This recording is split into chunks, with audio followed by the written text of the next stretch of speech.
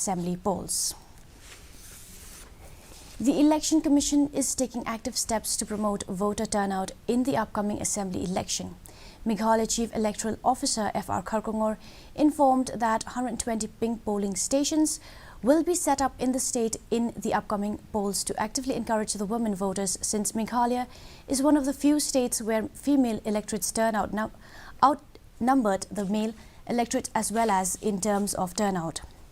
He said that this initiative is to consistently promote women participation.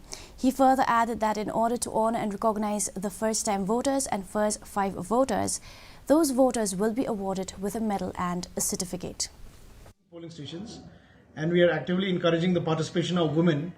As you know, Meghalaya is one of the few states where the number of women electors, they outnumber the male electors, and also in terms of turnout.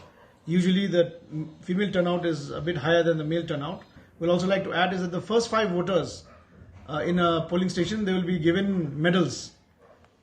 Yes, they'll be given medals. In fact, the first time voter will be given these medals.